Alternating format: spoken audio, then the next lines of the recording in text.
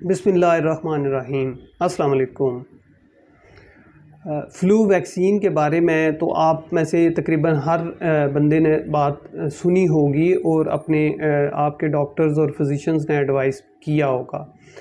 Flu vaccine काम कैसे करती है, इसको कब लगाना चाहिए और इसके कोई क्या साइड इफ़ेक्ट्स हैं और क्या इस लगाने के कोई फ़वाइद भी हैं या नहीं। तो आज की वीडियो में हम इसी पे डिटेल बात करेंगे। याद रखिए कि हमारे यहाँ जो बहुत से रेस्पिरेटरी इन्फेक्शंस यानी कि नज़ला, ज़ुकाम, खांसी होते हैं वो वायरसेस की वजह से होते हैं।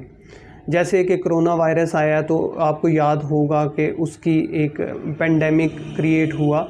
इसी तरह इन्फ्लुएंज़ा वायरस या पैरा इन्फ्लुएंज़ा वायरस तो ऐसे थे जिनका भी एक पेंडेमिक था। ये 1923 में इसकी पेंडेमिक ख़त्म हुई थी।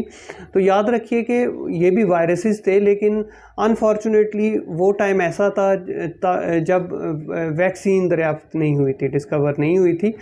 तो चूँकि वैक्सीन नहीं थी और वायरसेस की एक ख़ास बात ये है कि वो अपनी स्ट्रेन चेंज करते रहते हैं, तो जो इनेट इम्यूनिटी जिस्म में पैदा होती है वो पैदा नहीं होती। तो उस पेंडेमिक में बहुत ज़्यादा हलाकतें हुई थी और उसकी वजह से बड़े मसले मसाइल क्रिएट हुए थे। जो आजकल भी वही influenza virus, para influenza virus हमारे यहाँ पाया जाता है। इसके अलावा और बहुत से वायरस, जैसे बच्चों में रेस्पिरेटरी सिंसिशियल वायरस है, एडिनो वायरसेस हैं, वो भी पाए जाते हैं।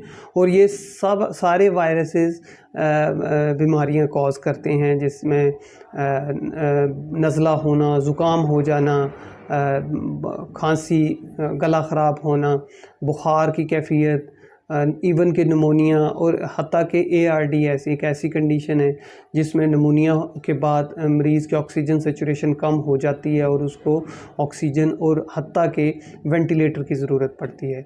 तो ये बातें इस बैकग्राउंड में बताने का मकसद ये है कि वायरसेस जहाँ एक तरफ बड़ी हल्की फुल्की बीमारी करते हैं, वहाँ दूसरी तरफ ऐसे अफराद जो कि इम्यूनो कम्प्रोमाइज़्ड होते हैं, मिसाल के तौर पे बहुत छोटे बच्चे और बुज़ुर्ग अफराद, ऐसे अफराद जिनको शुगर है लेकिन वो कंट्रोल नहीं है, इसके अलावा जिनके हार्ट फेलियर के मरीज़ या रीनल फेलियर के मरीज़ या जिनके जिगर फेल हो चुके हैं, ऐसे अफराद जो बहुत सी इम्यूनोसप्रेसेंट दवाइयाँ जैसे स्टेरॉइड्स खा रहे हैं, तो उनमें इम्यूनिटी कम होती है और ऐसे ही अफराद को हम एट रिस्क पॉपुलेशन कहते हैं। एट रिस्क पॉपुलेशन का मतलब है कि ऐसे अफराद में अगर वायरसेस की वजह से ये बीमारी हो तो वो कॉम्प्लिकेट कर जाती है, यानी ऐसे अफराद को नमोनिया भी हो सकता है, ARDS भी हो सकता है, वो ICU में भी जा सकते हैं, इवन वेंटिलेटर की ज़रूरत भी पड़ती है। फ्लू वैक्सीन असल में इन्फ्लूवैक के नाम से या और भी वैक्सीग्रैप के नाम से आती है, 2-3 कंपनीज़ की, और हर साल उसकी एक नई फार्मूलेशन आती है। उसकी वजह ये है कि इन्फ्लुएंज़ा और पैरा इन्फ्लुएंज़ा जो वायरसेस हैं वो बहुत जल्दी से म्यूटेट होते हैं और हर साल उनकी नई जो उनकी एक नस्ल आती है उसके ख़िलाफ़ वैक्सीन बनती है और वो लगाई जाती है। ये वैक्सीन साल में एक दफ़ा लगाते हैं।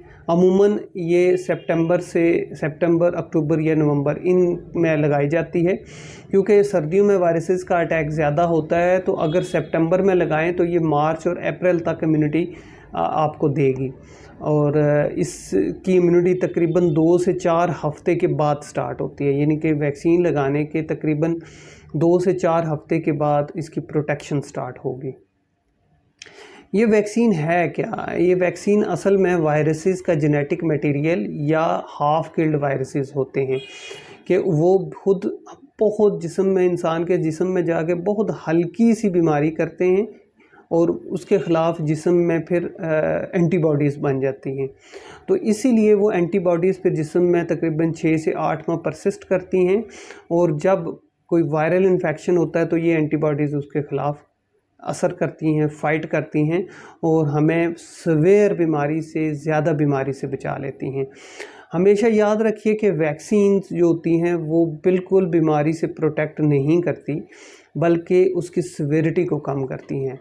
کرونا وائرس میں یاد رکھیں کہ جس کو ویکسین لگی اس کو بھی کرونا وائرس اٹیک آیا، لیکن وہ اتنا سویئر نہیں تھا جتنا ان لوگوں میں جب ان کو ویکسین نہیں لگی ہوئی تھی۔ بس یہی کانسیپٹ اگر ہم فلو ویکسین میں استعمال کریں تو بڑا اچھی طرح سمجھ آ جاتا ہے۔